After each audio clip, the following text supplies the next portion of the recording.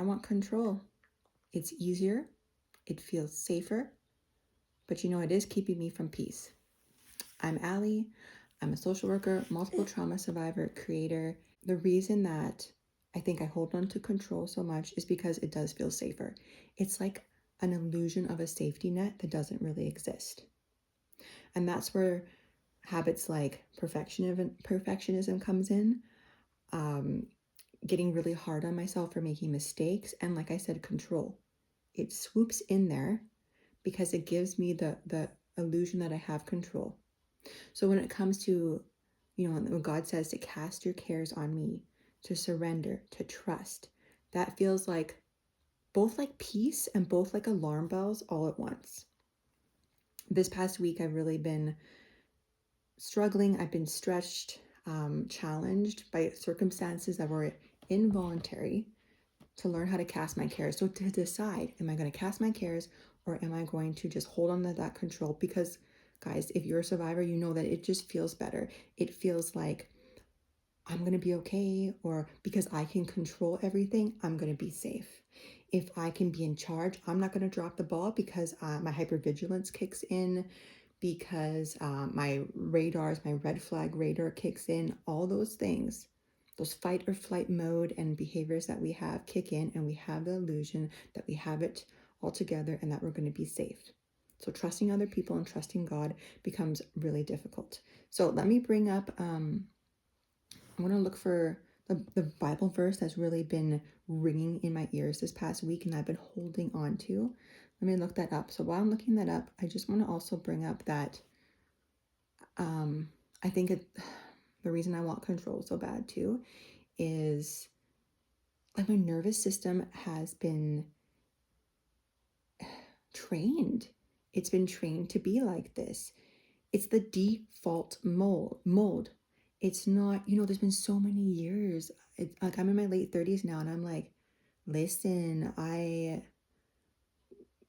when has a default mold been cast your cares, trust God?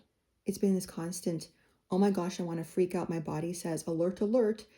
I recognize that's happening and I have to purposely try and switch it over. I have not figured this out yet. I'm working on it, but my nervous system, and is in overtime sometimes. And you know what? Thank you, body. Thank you, mind, for being loyal and trying to keep me safe. But you're also robbing me of peace. And my spirit wants to have more discipline in this area and wants to be different, more refined, and more like Jesus. So I'm also going to share that I mentioned, actually, I don't even remember if I mentioned, that's how scattered I am, but I am a social worker and I've been trained on safety plans. I know how to safety plan. Give me 2 minutes. I can find you like accommodations, transportation, try and find some finances, contacts, safety network for you in a very short period of time. So professionally, got it down. Unfortunately, personally, have also learned to get that down because I've had like no choice but to do it that way. And you know what, guys, if my radar goes off and I have the inkling of like, oh my God, I need peace, I need safety. Like I said, 2 minutes. Okay, what access to finances do I have? Is my car set up? Where's my getaway bag? All the things. I'll get it all together. We're leaving in 5 minutes, kids. Let's go. So that is how. That's like the real talk of what it feels like for your body to be screaming like control, control, control. Okay, I told you I was going to bring up these Bible verses here. So 1 Peter 5:7. I'm going to read two translations just because I like how they kind of emphasize different things. It's the same verse, but just a little different wording. So, Amplified Version. Casting all your cares, all your anxieties, all your worries, all your concerns, once and for all on Him. For He cares about you with deepest affection and watches over you very carefully. Passion Translation. Pour out all your worries and stress upon Him and leave them there. Preaching to myself. For He always tenderly cares for you. Keyword, leave them there. That's actually really powerful. Okay. I want to focus on the word cast, because you notice in those verses it doesn't say place gently your worries and concerns beside God, or just raise them up to him and hope that he gets it, or just like toss them his way. It's cast. Now, millennial here. The first thing that comes into my mind when I hear the word cast is a Goofy movie. Do you remember when Goofy is trying to teach Max the perfect cast? Picture that in your head. Or when he's like doing that dance with Powerline, the perfect cast. I don't know if he calls it that during the dance, but it doesn't matter. The visual of cast.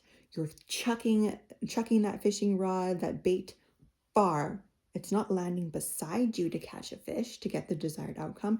It's being chucked away from you in faith that you're gonna catch that fish.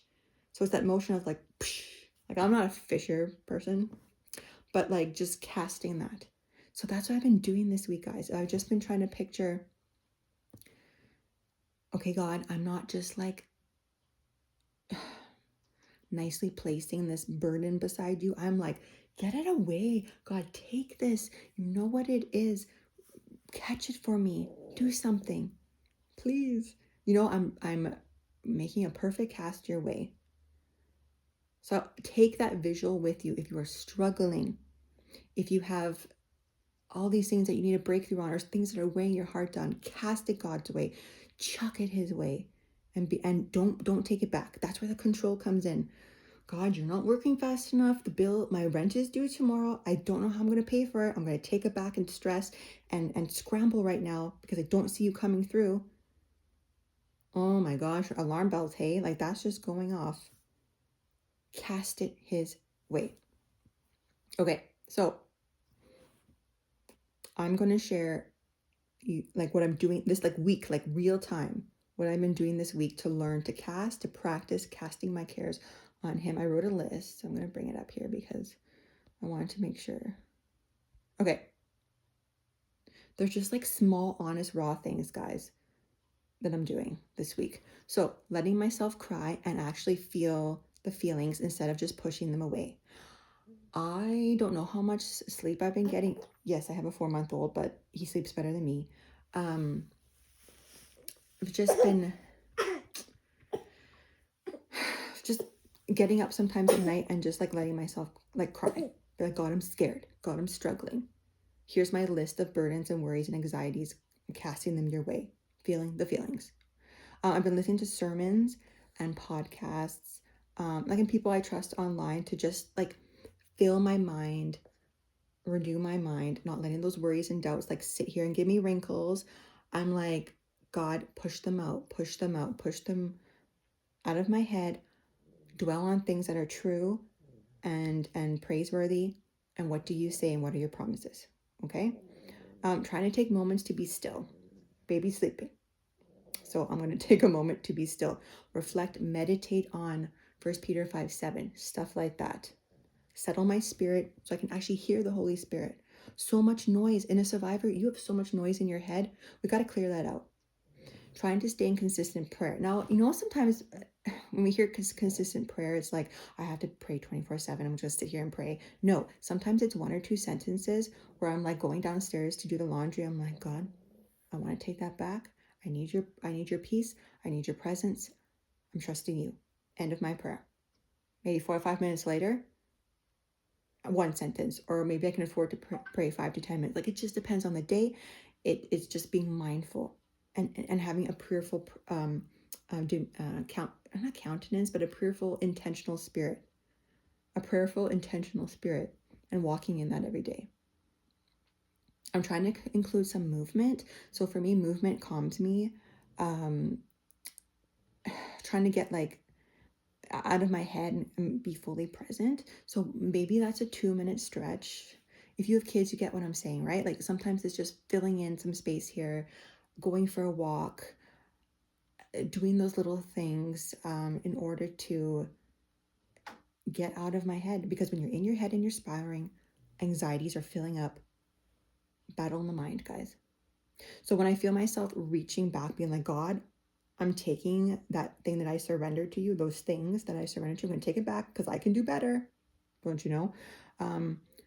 Again, I picture myself, I'm wanting to reach and take it back. I'm not cast. So it's like this visual thing that works for me as an artistic, creative person, visualizing that. God, this is so hard for me right now, but I'm picturing throwing it back to you, casting it back to you. So I hope some of those maybe can help you practice some of those. That's what I'm doing.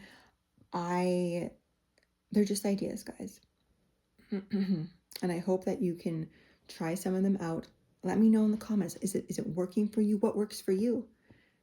I could use some more tips and tricks on how to cast my cares more on God. So let me know what you think. I don't have this all figured out. And I've accepted that, and that's okay. Recovering perfectionist here. I'm just choosing to practice this out loud with you and be vulnerable. And I hope that this blesses you and gives you some ideas. And you know what? Even as I've done this video, I can just feel greater peace. I'm going to close saying that if you are a survivor and you're recovering from trauma, what has helped me is to renew my mind, learning, still in process. It's been 11 years, but still process.